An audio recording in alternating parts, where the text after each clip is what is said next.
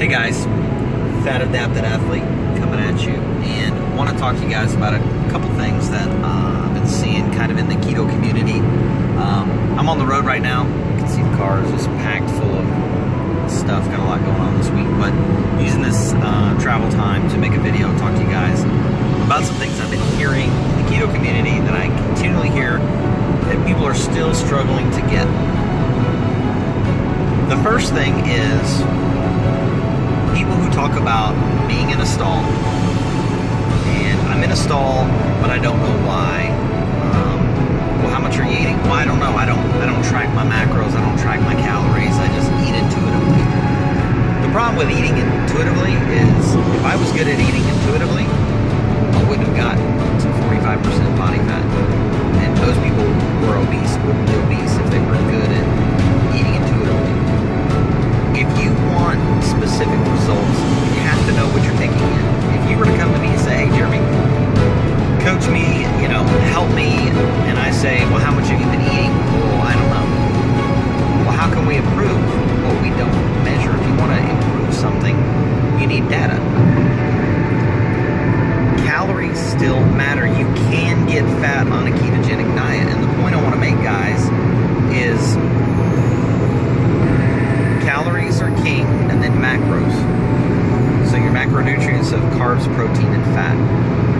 Calories are king at the end of the day. I know people personally who have gained weight on keto. If you don't eat under your caloric limit, you will not lose weight. So that's the first thing. The second thing is that people are getting confused when they see percentages. Guys, if you hear somebody on YouTube talking about keto and talking in percentages, just hit pause, stop, move on to the next video. We don't follow percentages. Unless you're following a ketogenic diet for a medical condition like epilepsy, then you don't need to be following percentages. A 450-pound guy does not need to be eating the same amount of protein as a 5'2", 200-pound girl. They don't need to be eating the same protein. They don't need to be eating the same fat. So everybody has a specific set of grams that's personal to them. There's a context to the ketogenic diet. There's not just a one-size-fits-all. And so if you hear somebody talking percentage, just walk away. You don't need to be eating 70% fat. You don't need to be 80% fat.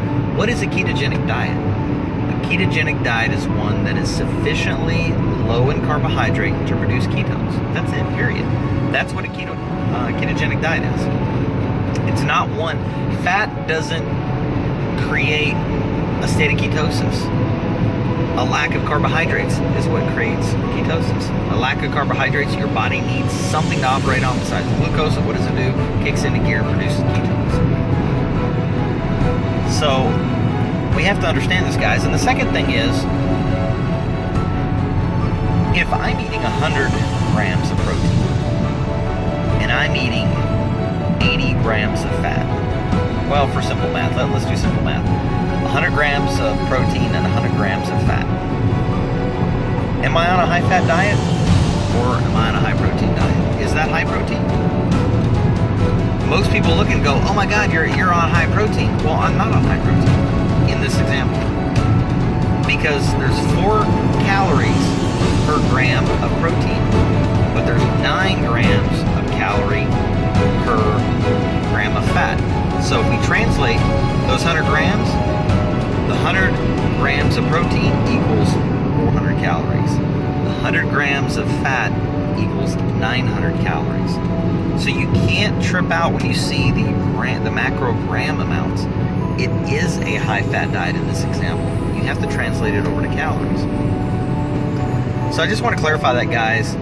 If you're not making progress, if you're in a stall and you're not tracking, it's no wonder you're not making progress. You don't know what you're taking in. And you can't make adjustments based on the data. I track what I weigh every single day. I track my macros almost daily. I'll say almost because when I'm traveling, sometimes I may have a down day or two. But I'll say this, I weighed at 161 today, my very lowest weight in the last 5 or 6 years. I missed a couple days of tracking. but I kind of have some of my meals pre-programmed, so I know, about what I need to eat. But for those of you who are beginning, you have a lot of weight to lose. You need to be tracking what you're eating so you know what's going in, and you can make adjustments. So I have a data sheet now.